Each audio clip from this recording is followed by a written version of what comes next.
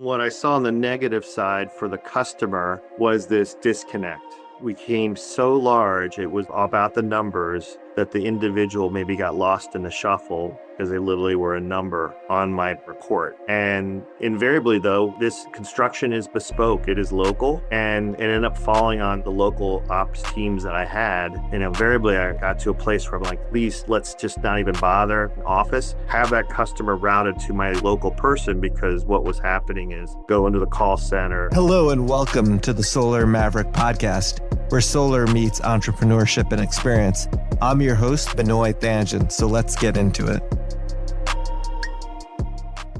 Hi, this is Benoy Thanjan, your host of the Solar Maverick Podcast. I'm really excited on this episode of the podcast to have Lee from Civic Renewables. Lee has a lot of experience in solar, and I think, Lee, it's been maybe 15 to 20 years of experience, or even more than that. I apologize if I'm underestimating. Yeah, let's see. Gosh, it's probably around officially about 18 years. That's amazing. I appreciate your thought leadership. Actually, Lee and I know each other from before we both worked at SolarCity Tesla.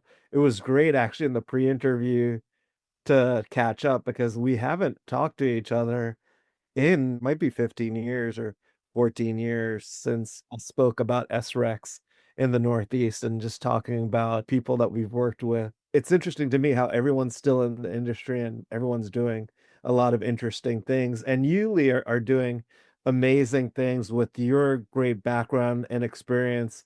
It would be great if you could start out the podcast talking about what Civic Renewables does.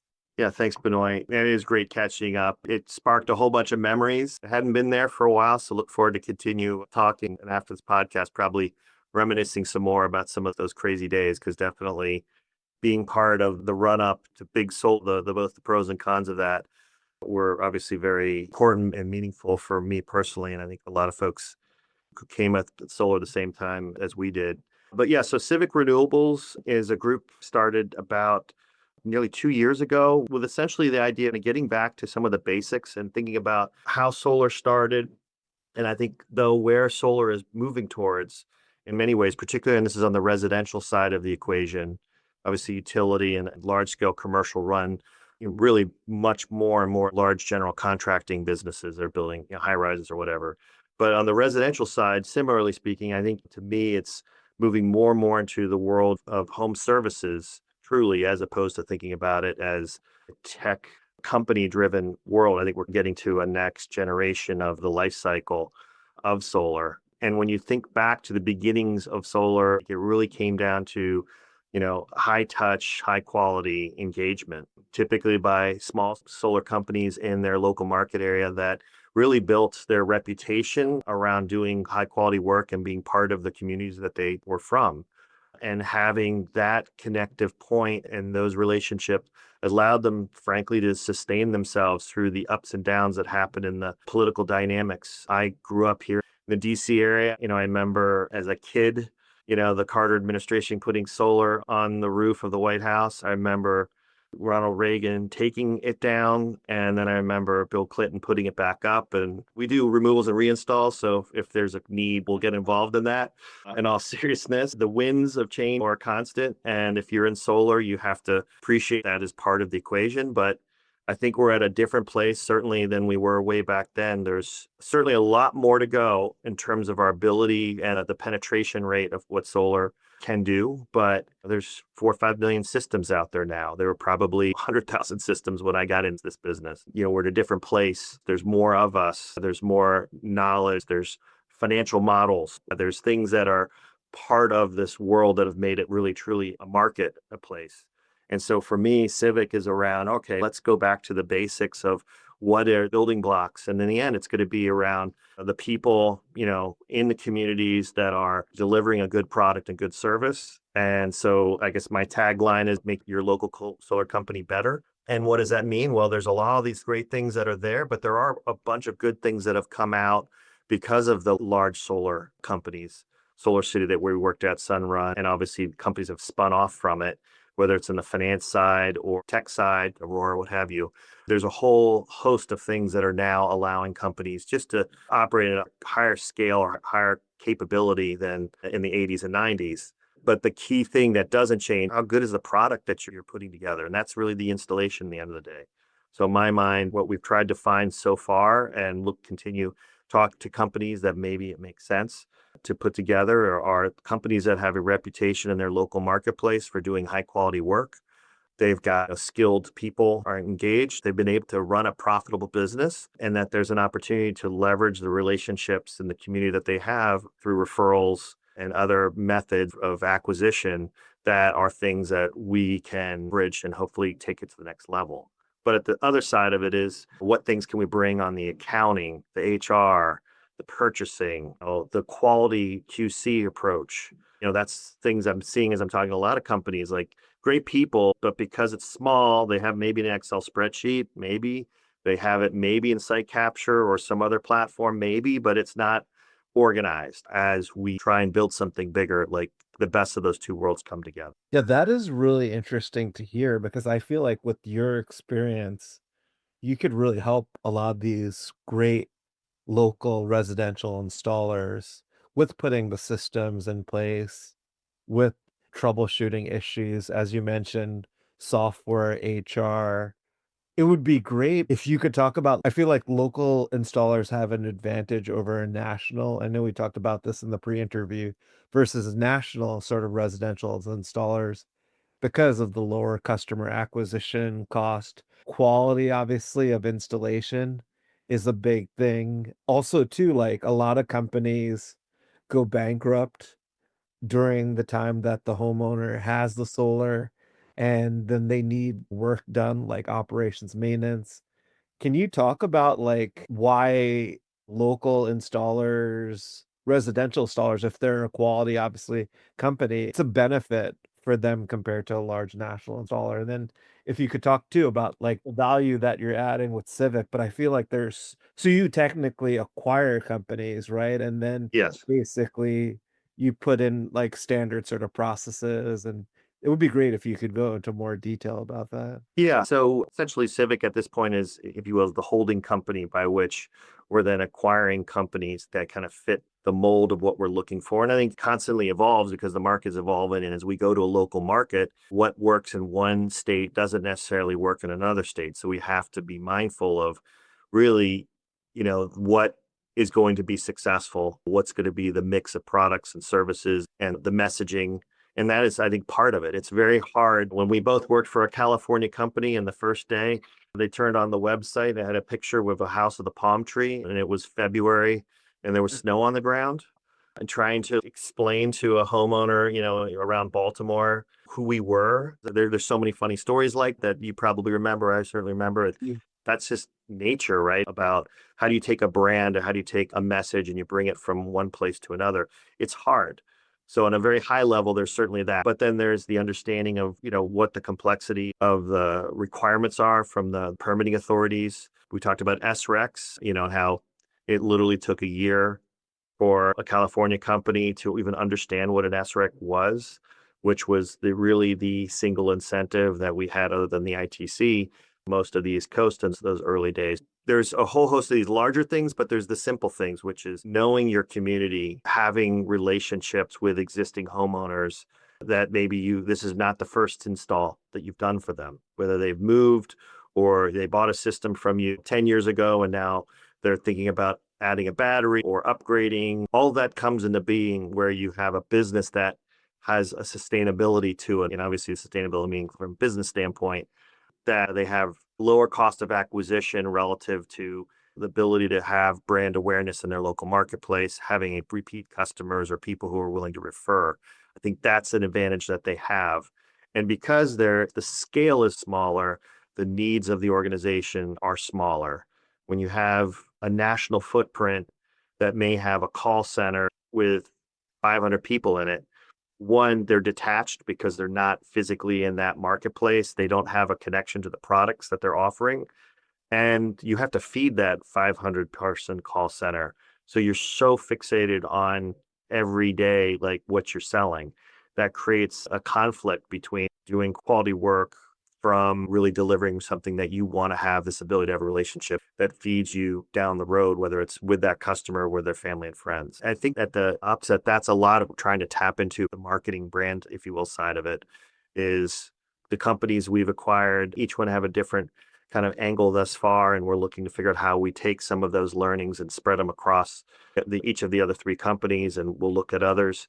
But it's things that will resonate in the local marketplace. Where I'm sitting right now, Ipsen Solar here in the DC market had a reputation for doing good work, being part of the local community here of people that were involved in the renewables. Were tapped into, counties doing installations, for the governments and whatnot. So they had a reputation and a brand, I think, that allowed them to have sales in this local marketplace. So that type of an example there's Florida Power Management, which has a similar sort of a feel to themselves in the Florida marketplace around Orlando, having installed, thousands of systems. So that combined with the fact that they have quality installers, people who know how to do the work.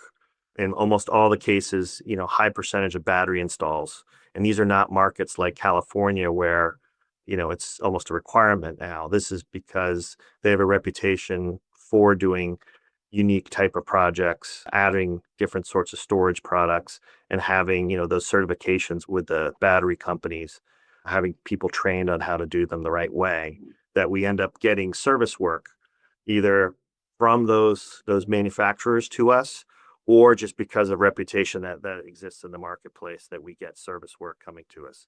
That service work is, more generic, homeowners calling in, but we're also being asked by either manufacturers or frankly, some of the financiers that have customers who have issues with a system. And unfortunately, the company that did the install is no longer in business.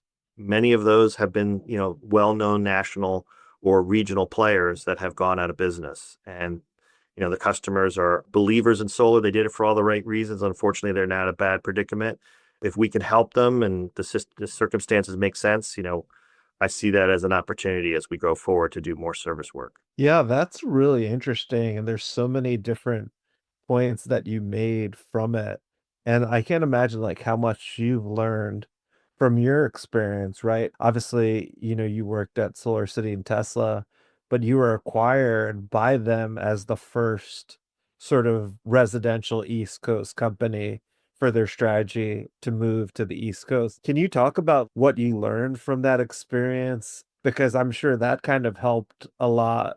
Well, obviously, you have so much different experience, but I'm sure like that as well kind of helped because you're kind of talking about some of the things that we both saw when we were at Solar City Tesla. I feel like, by the way, Lee, we could talk for hours about our time back then. I mean, I learned so much from that just because, you have a company that's trying to grow exponentially in a very short time. It was early in the industry, even though we're actually still early in the industry, even though we're Yeah. probably warped because we've been in the industry for so long. So, I mean, it would be great to get your perspective. Like, what do you see as a good partner, which you kind of mentioned already, but like, what was your learnings from that experience? One of the things, by the way, Lee, which you could agree with me is like, probably Tesla Solar City was the smartest group of people that I ever have worked with.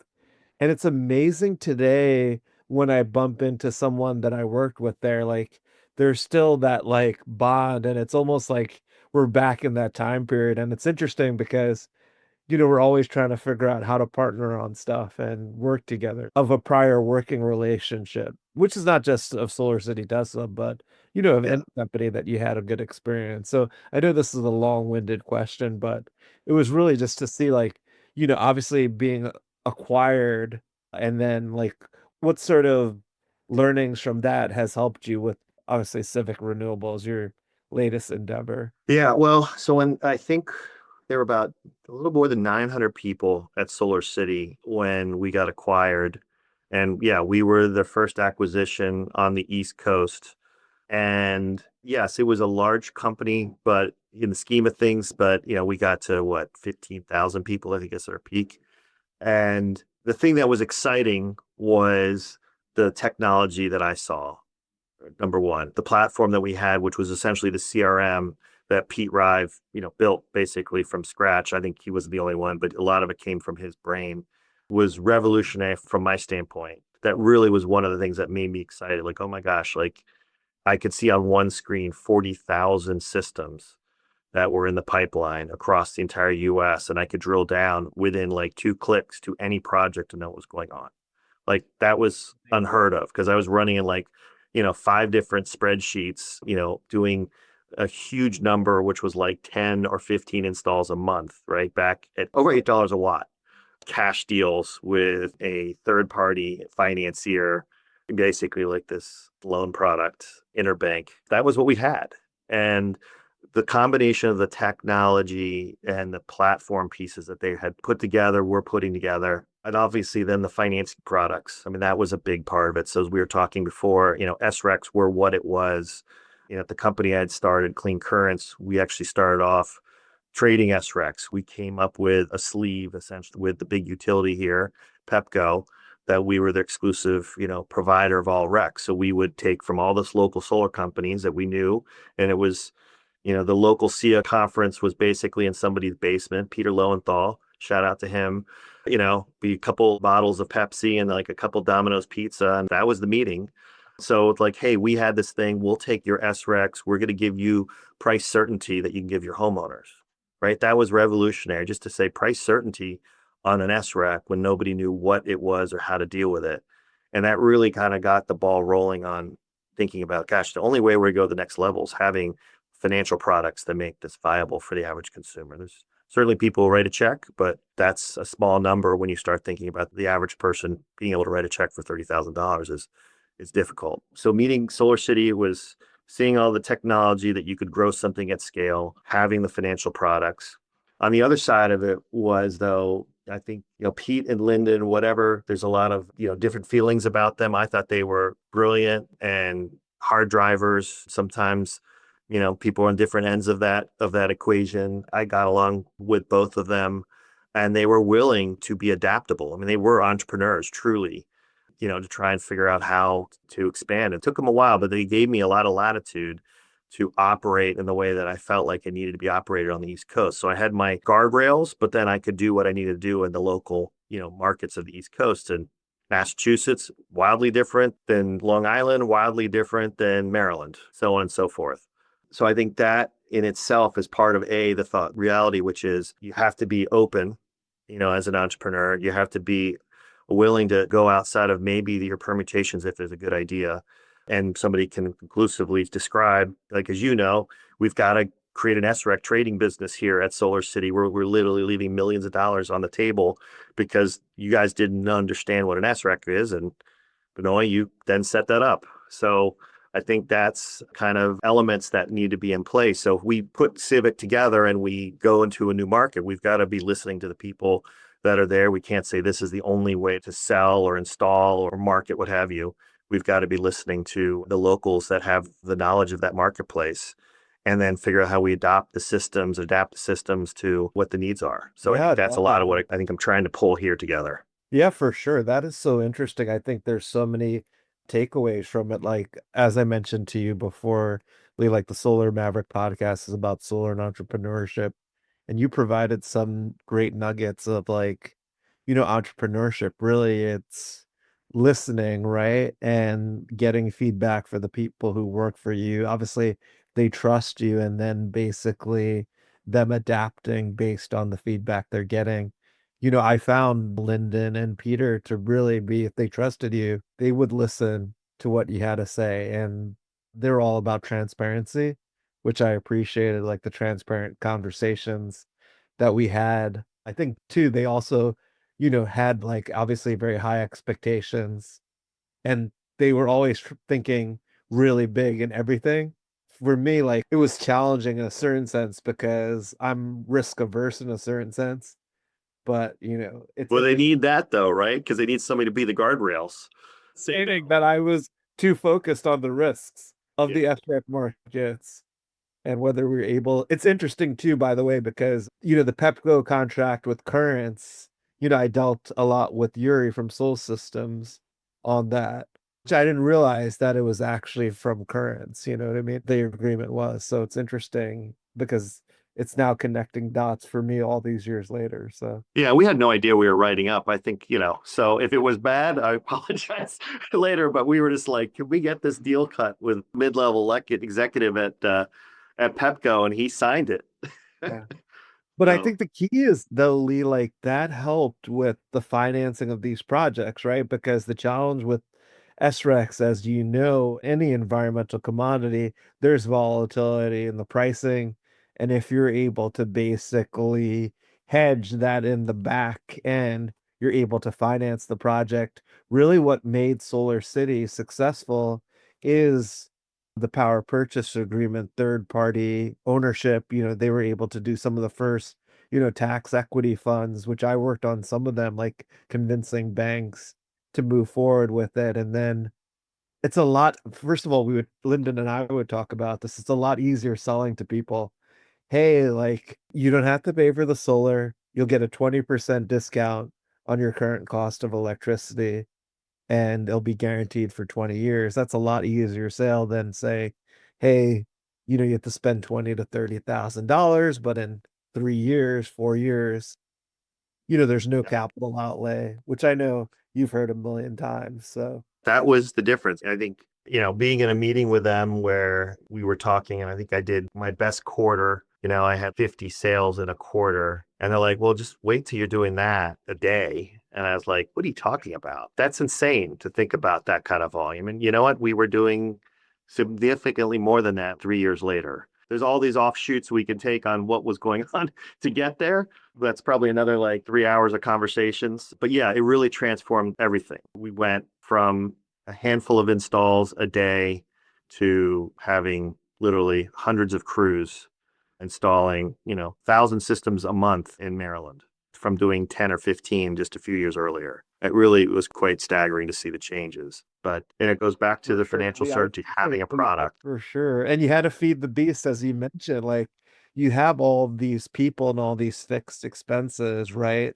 With being a national solar installer, that you had to keep getting more and more installs, right, under contract to be able to have the cash. And what I saw on the negative side for the customer was this disconnect, right? We came so large, it was about the numbers that the individual maybe got lost in the shuffle because they literally were a number on my report. And invariably, though, this construction is bespoke, it is local, and it ended up falling on the local ops teams that I had. And invariably, I got to a place where I'm like, please, let's just not even bother the main office, have that customer routed to my local person, because what was happening is go into the call center, it bounced around to 3 or 4 departments. Nobody knew anything about electrical because they were customer care people. And then invariably would come like 3 days later to the ops person, like, solve this. So I was like, if this was a local company, which you're going back, like that call would come in, it would either be picked up by one of the project managers or people who had a tier one knowledge that would quickly get it to somebody who could resolve it.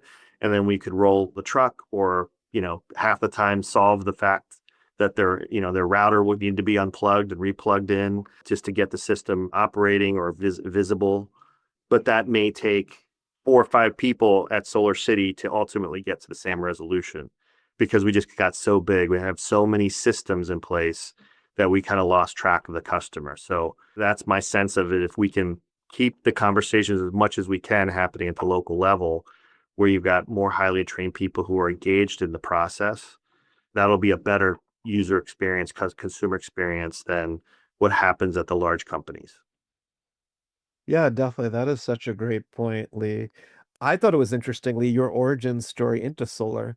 When you were in Georgetown, can you talk about like how you got interested in solar and then your journey as well? Because it's been obviously, an interesting journey, both like you've obviously started your own companies, you've worked for larger companies, you've done a lot of different things, which I'm sure all these variety of experiences help you with Civic Renewables. So, yeah, I went to Georgetown, studied Soviet politics, which became irrelevant halfway through my schooling.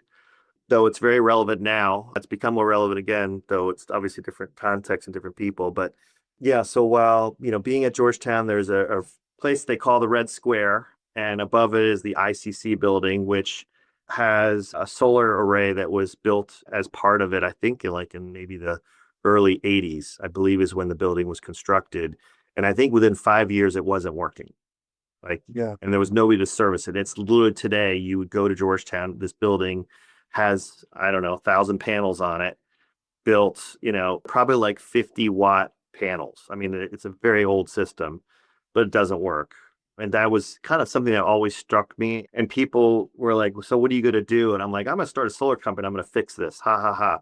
But that was always like in the back of my mind, because it kind of irked me, because I really was intrigued by what solar could do. I had a grandfather, the original Leon. So my name is Leon, but I go as Lee because there are three of us in the house and the family. So, and he was an engineer with Bechtel, and he retired and put solar panels like in the late 70s on his house. And, so I was always intrigued by solar because of that moment. But I was able to kind of flash forward after working for about 10 years in global consumer products and about 10 years in home building, which is really where I started to get into the idea of solar from a residential standpoint, just feeling like it's going to be part of the new home builder offering. It's just, the way that, frankly, I used to say, like, who made the decision that we all have, granite countertops? One day that became part of the equation. So, as I was able to get Clean Current started back in '07, we then really started focusing on wind renewable energy credits and selling them as a brokerage firm, and then became an LSE, actually becoming a marketer of power. So we had about 10,000 residential and commercial customers in the PJM market, mostly in the DC, Baltimore area, that we were able to launch Clean Current Solar about 8 months later. And at that point, I started going back to Georgetown and saying, all right, we got to change this thing out. And by the way, I wasn't successful because the panels are still there all these years later. But I was able to work with a bunch of students. And when we were acquired in December 2010, January 2011, I think was when we actually physically became employees of SolarCity, I immediately turned around. Now that I had this new tool called a power purchase agreement, and we were able, or lease, whichever way it was structured, to go back to Georgetown and say, okay, we're going to do something now. And these students were able to carry it over the line and get the first solar panel since that building was put up to have solar installed at Georgetown. But yeah, my origin story was kind of coming into it from a different direction. I came at it from the kind of the consumer side, leaving that consumers want a better mousetrap. They want a better house, with better features to it. I saw that when I was in home building and felt like, renewables will be really the next thing that starts to be incorporated into all new subdivisions. I was just off by about, a decade. It really didn't start to happen until, whenever California started passing the laws around it, probably 8, 9 years ago. But the belief that we can have, homes that think of it, to my mind, I'm like, if we're truly successful as solar companies, we're going to be as sexy as plumbers. At that time, everybody was thinking this is great new market innovation. It's going to revolutionize the world, which it can. But so was, Carrier or Lennox when they came up with an air conditioning and HVAC unit. And I don't know anybody who gets excited other than maybe a Carrier or a Lennox dealer about selling HVACs. Maybe with geothermal and heat pumps, that's becoming the new rage. But the point of it is, it just comes back to we're a services company providing something that every homeowner should have where it makes sense. And if we are successful, just think of how many homes we can touch with that mindset. And therefore, how many not only can we install, but how many can we service? Yeah, definitely. That is so true. And this has all been really interesting insights. And yeah, the potential market opportunity is all rooftops, obviously having solar. So it's almost like, as you mentioned, and the pre-interview HVAC. I mean, we kind of talked a little bit about this, but what trends are you seeing in residential solar that you haven't spoke of during this interview? The big, obviously, trend, take the government elements out of it. That's a crapshoot. I do believe that the ITC will remain in some form or fashion, probably with, the commercial and the TPO side. It'll be interesting to see what happens on the cash loan side of the residential world. My hope is that they'll continue to support that, given how the economics work so well for everybody. But what we saw was small companies, that knew their marketplace, the large companies, SolarCity and Sunrun, others, kind of starting to dominate. With changes between SolarCity and Vivint, you saw this kind of breaking up of a vertical integrated company into a bunch of elements that become their own standalone companies. So the finance only side, right? We were vertically integrated. We had to prove that out in the beginning to get securitization. Now, there are a host of companies. The next company that I went to ultimately was helping get Palmetto started, which has a product, LightReach, that has really been focusing on being a financier for the most part, with tech and other elements to it. And then you had obviously the installation, the EPC business that really started to drive, because there were a lot of trained salespeople who decided to go in lots of different ways to selling solar. And so I think what you had is this decoupling has now created a whole host of problems, because, what is a finance company signing up and accepting? What is being sold? What is being installed? Each group has its own incentives, and sometimes they're not aligned. And so I think that's been the world that we've been dealing with, where the person or the people who are ultimately probably going to suffer is the homeowner in that situation. And so there's a bit of a pushback, let's just say, from the consumer or the attorney general, or maybe the financial markets that are underwriting these things, that are saying, hey, we have to go back to quality and making sure that we're selling a product that makes sense for the homeowner. So to me, again, that's what kind of brings it back to the local companies that have a reputation. They care about the customers because they're going to be doing work with them, hopefully today, tomorrow, and next year, versus some of the organizations that may be in a market for a little bit and then out. And the long tail of solar, which is 20 years, 30 years, isn't something you can just come into a market and leave. To me, that's one of the biggest movements and trends, is going to be more of this back to having more and more under one roof. Yeah, definitely. That's really interesting because, I feel like it's different. There was a trend, obviously, for financing, and the trend with everything all in-house and then financing. So it's interesting you're saying that it's going to go back to. I mean, I think the financing will be a different element, right? I don't think little companies ever get into the business of coming up with their own financial services product. But when I was with Pulte Homes, we're building 50,000 homes a year, we had Pulte Mortgage. Well, we were just a sleeve to Bank of America or whomever. So I think finance works best at scale, because it is, by definition, it's moving high velocity at the lowest price. And so that makes sense. But if you're a homeowner, you want the person, I think, that's coming to the door. In many cases, if they're not an employee, they've been trained, they have the knowledge, and they have hopefully guardrails around them to make sure that what they're telling the homeowner is actually factual and possible, whether it's on the finance side or the construction side. And then hopefully whomever's doing the work is actually performing, per what the designs are like. Look, it's construction. It's, there's always things that are going to go wrong. Even at Pulte building that many homes, we were really proud of, having, 95% customer satisfaction. Well, 5% of 50,000 is a lot of people when you really look at it at an individual level that may have had a bad experience. So, it's construction. We'll do the best that we can and hopefully do right, on the other side of it. But, how do you make it as predictive quality as possible? Well, that's training and support and QC programs and things that minimize, the exposure to bad habits. And that tends to happen just organically at these smaller companies, because it's, an owner operator who is maybe a master electrician in this case, that's engaged in a lot of the work or reviewing the quality. How do you, though, put that in a way where you can have it more consistent?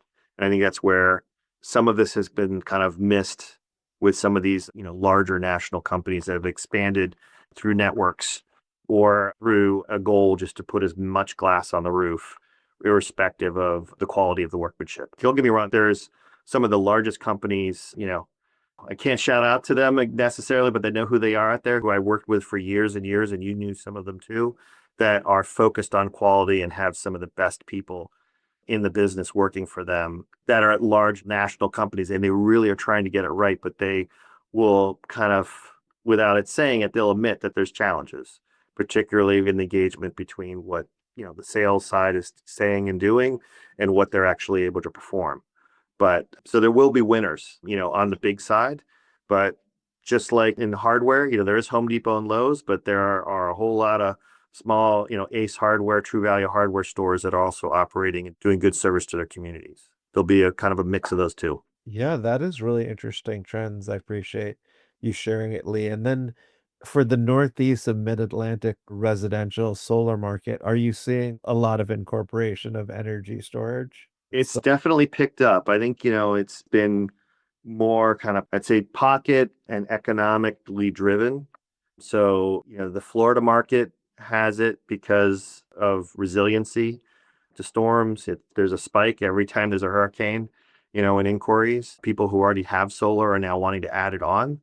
In the DC, Maryland, Virginia market, it's either that sort of a dynamic where their house, they want to have it as an option relative to a backup standpoint because they're in an area that maybe has brownouts or blackouts.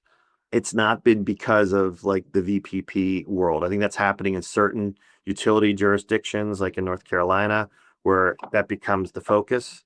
So it's been more of like the awareness of, hey, this is the next thing to be thinking about, as opposed to having a program that you're dialing right into. That may change as more utilities look towards what's happened in some of these utility areas in California and Carolinas, et cetera. Obviously, Vermont being one of the early adopters of Green Mountain Power. So I think there will be more of this coming. It's been steadily growing, but it's still not at the levels that you see in some of those high penetration markets. Yeah, that makes sense. I appreciate you explaining. And then I know we spoke about this before. You mentioned that you help Georgetown students who want to get into entrepreneurship. As I said before in the podcast is about solar and entrepreneurship. What advice would you give to someone who's starting or an entrepreneur in the clean energy industry with your many years of experience? Yeah, Georgetown has a great entrepreneur program. Jeff Reed, who's running that. So shout out to him and the team there. Have been really doing some great work with undergrads and grads. And there's a group, the Georgetown Angel Investor Network, which essentially, seed funds, ideas from alumni and students in those capacities. Like, there's a whole host of just general like advice or practices that you see, whatever industry it's in around, in the end, talent is the number one thing, right? Having the right people and having everybody aligned, is critical. And understanding bootstrap mindset is also critical because everything takes twice as long and twice as much as you think it will be. And so you have to be prepared for tough roads, no matter what the idea you have. If you want to get into this space, honestly, like I've told, some amazing kids who are like finance degrees and they're like, what advice? I'm like, go install, go survey, go sell, like get at the base of this market, like go do that for at least 6 months to start understanding how the gears move, because you're going to have an appreciation for all the stuff that happens further up. So fine, you want to go and try and get into, Wall Street and sell financial product like you ended up doing, or, getting into some aspects of it further upstream. But, if you had at least spent a little time, understanding the business side of it, it's going to make you so much more aware and probably see opportunities that will open your eyes in so many ways. So to me, like, the one thing that is a constant is this market's going to change. But at least if you cut your teeth in some form or fashion, you'll be able to kind of understand the tea leaves of what's going on and how to bob and weave. And everybody has a story in solar. Nobody's had a straight line. Nobody. Different geographies, different part of the business, part of businesses that don't exist anymore because this changed, this reg change, whatever. And so how do you be adaptable? I think as an entrepreneur, you have to be. But if you're going to be in this industry, and you really want to be in it, you have to think in an innovative way. And, but I think there's a lot of great opportunities, a lot of great companies to get involved in. Just, I have a much younger cousin who, got out of college, got a great job with like an investment bank, whatever, like just a very entry level role. And he called me and he's like, how do I do what you're doing? I'm like, don't. Like, he was about to apply to business school. I'm like, don't. This is early days. This is right as I was getting acquired by SolarCity. And there was not certain there was even going to be a solar industry of just that we just went through from 2010 to now. And he's like, well, I'm doing it. And he quit his job. And we had just started these programs, of having people work in a Home Depot store, if you remember those days. I got him the role. He went to San Diego, I think, and worked a Home Depot store in San Diego. And so he was just like making, almost six figures. My aunt was like beside herself because her son moves to San Diego to work in a Home Depot store when he had just like killed himself for his entire life to do this. Well, he had that experience. And 6 months later, because of his background, his academic background, he had that experience. He ended up getting a job with a large developer on the West Coast that then got acquired by the largest utility company in Europe. And he ended up running the energy storage division of this utility, before anybody thought energy utility storage was a thing. And now he's got his own company, basically developing utility, long duration energy storage projects all over California. And it's like, how the heck did that happen? It was, well, he took a risk, right?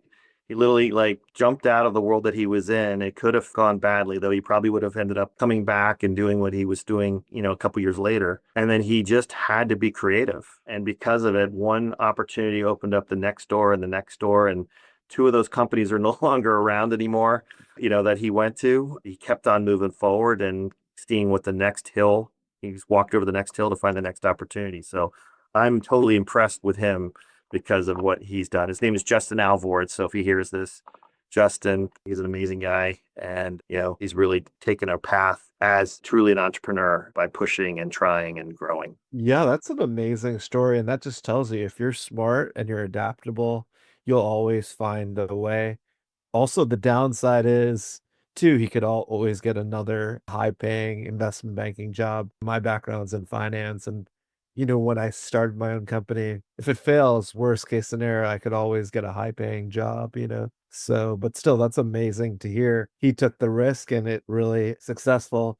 I laugh because you talk about that he took the risk. You listen to the podcast with Tom Weinrich, who's also a Georgetown alumni, and he basically published a book called We Took the Risk. And it's basically the stories behind the early risk takers in the US renewable energy industry and the leadership traits that made them a success. So we should have you in the next version of the book, and you're all things, kind of connect. Throwing one other thing out there, which is the other side of the equation, which is what I'm kind of really passionate about, which is the folks that were installing for me and their opportunities. The people who literally showed up, took a job, worked their way up through the organization. And there are countless ones that I know that now run their own, solar companies as an owner, doing the installations, now electricians. So there's the other side, which is sure the investment banker direction. There's so much opportunity. In some ways, I feel like there's more opportunity of going and getting an electrical background and getting your electrical training to become a master electrician than there is to get an English degree. And so I think that's also the story of where we're at and where small solar comes into being is if we can create, these high paying jobs, at the trade level, we're going to have a more resilient solar market and a more resilient economy. And there's several people who are in these companies that I've acquired that I'm thinking about right now. The guy who started Green Rack Solar started off as a junior installer at SolarCity, went to either Vivint or Sunrun, and then I convinced him to start his own company to essentially do work for me on the side. And, flash forward, we acquired him. He was the first company we acquired because I knew what he was capable of and the team that he had. He's an incredibly amazing person, but he knew also his limitations in terms of like finance, accounting, and other things that hopefully we've been able to bring to bear. So we can have the investment banker in the same room as the Ohioan master electrician, and together we can create something pretty special. Yeah, it's all about synergies, knowing your strengths, collaborating. I think that's another great point is really in the trades, we don't have enough people, especially with how big the, energy transition is going to be. And even too, like manufacturing as well, coming back to into the US. I think the average age of an electrician might be like 48 years old. It's a great way of like 1 or 2 years of experience and becoming, a licensed electrician, and you can make a six-figure salary at 20 to 22 years old. I think like in Massachusetts, literally the average age of the electrician ages by 1 year, like every year. I mean, that's kind of mind blowing to think about. Everything is skewing so much to your point at this older age of the spectrum. We need thousands of electricians for our industry. And as you say, manufacturing. I mean, this is really the thing that gives our country resiliency, and solar, I think, is a big part of it, particularly residential solar, because it'll create these high paying jobs that if there's service that needs to happen with all these systems, it kind of gives them this long-term viable job, whether they continue just doing, solar or they branch off into other construction related services. It's an opportunity. So there's, yeah, I guess so there's all kinds of entrepreneurs. There's the ones who go and do really cool, innovative things like Pete and Linda Rive on one end of the spectrum. And then there's, the folks who are going to pull together and have, 20 employees, with a great services business. Those are the ones I'm focusing on more this time around because I feel like they're kind of the ones who are going to kind of keep everything moving forward, whether we build new or we fix the old. Yeah, that's exciting to hear. Obviously, this all goes back to what your work you're doing at Civic Renewables. And, it was interesting. I'm going back to the beginning of the podcast. Like, I didn't actually know until a few years ago that President Carter installed solar on the White House. And I actually interviewed on the Solar Maverick podcast an author. His name is Jay Hakes, and he actually worked for President Carter and came out with the book that basically talked about why the 1970s was the most important decade for the US energy future. And he talks about how, President Carter led a lot of the renewable energy initiatives, obviously not just putting the solar panels on the roof of the White House, but then he was like one of the first people to do that. And then with stagflation that happened in the late 70s, President Carter was looking into alternate energy resources to basically, and one of the technologies that he was a big proponent was solar. And so I thought it was interesting that you brought up President. Yeah, going back, unfortunately, I was alive at that point. So I remember some of these things as a kid. So there's a gentleman whose name was, I forgot his first name, but Dr. Verity, but he started a company, SolarX. And he was our next door neighbor growing up. And I believe he may have worked for NASA, but he was one of the guys who created the first product, really one of the first solar products. So SolarX ended up becoming Arco Solar, and then it became BP Solar. If you knew Frederick, Maryland, there was a solar panel manufacturing facility. It was powered by solar. Anyways, pretty cool. So there's some of the really older school solar people that I was a pup when all this stuff was happening, but was able to kind of see it, experience it. Those original BP guys, which is that the ilk of what you're describing, were the ones who were trying to pioneer. I remember the company went up and then it went down, 1980, whenever Reagan got in. And then that's when it broke up by Arco and Amoco. I can't remember the names. And I think their entire business was selling solar panels to, well developers in Africa for like the next 10 years. So there was this technology that started with some really, smart people. And then it kind of put on a shelf for a while, sort of kind of kept itself going. And then they had that resurgence about 10 years later. So yeah, there was some really, I almost say probably that was the thing that got me most interested in solar, because that was the first time I really got exposed to it, was cutting this guy's grass as a kid. But yeah, the on again, off again, on again, hopefully not off again, that's there. It does kind of tell the story of, solar and the politics of it. Hopefully we'll see more other, fancy houses in DC. I'm trying to be part of that, continue to get solar put up on homes in this area, irrespective of whatever the politics may be, because it makes sense economically with all the things that are there. And it makes sense, from a resiliency standpoint, it makes sense from, how we get our energy. So, Yeah, I appreciate it, Lee. I mean, this has been a great interview. I appreciate you making time out of your busy schedule And it is interesting to me to hear that you were exposed to solar by cutting his grass in the maybe late 70s, early 80s. Yeah, I think I want to say it was probably like 1982, something like that was when he moved across the street from us and heard about this company. But yeah. I mean, you could deduce him. Maybe he's a very interesting guy. And obviously, some of the pioneers of that, obviously BP Solar, the founders of Standard Solar came out of that department. Standard Solar guys, I guess that's now part of Brookfield. But they at one point were like the larger player on the East Coast for residential and commercial. Also, Jigger Shaw's an alumni from BP Solar. Jigger Shaw was there. Tony Clifford was the guy who was really one of the early guys at Standard Solar. Lee, I can't remember his last name, who was the founder of it. But there were a number of people who went off and started solar companies in the Mid-Atlantic from that point. And yeah, it was interesting to kind of see that they were able to stay in it, ride the wave, and obviously have successful careers.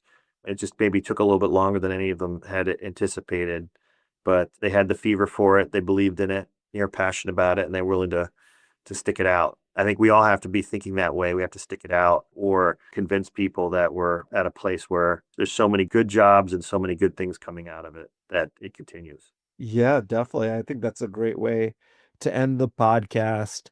If our audience wants to learn more about Civic Renewables or reach out to you, Lee, what's the best way for them to do that? The holding company website's relatively simple, which is, civicrenewables.com. And then the three companies are GreenRack Solar, Ipsen Solar, and FPM Solar.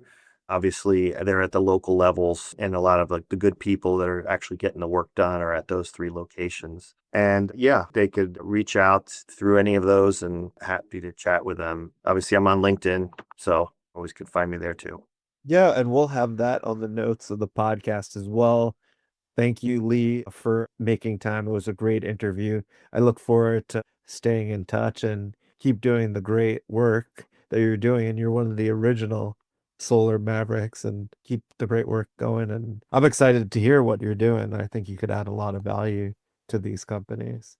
Oh, thanks very much. Yeah, it's been a lot of fun, and thanks. It was great talking to you again. And yeah, I look forward to speaking again soon. Sounds great. Thank you. All right, take care. Thanks for listening to the Solar Maverick Podcast. The Solar Maverick Podcast is brought to you by Reneu Energy. We're a solar development and consulting firm. If you believe that this podcast is adding value to you, please give us a 5-star review and share with those that you think could benefit from this information. Please email all questions, suggestions, and feedback to info@reneuenergy.com. That's info@reneuenergy.com. The Solar Maverick Podcast is produced by Podcast Laundry and executive produced by Benoy Thanjan and Kevin Y. Brown.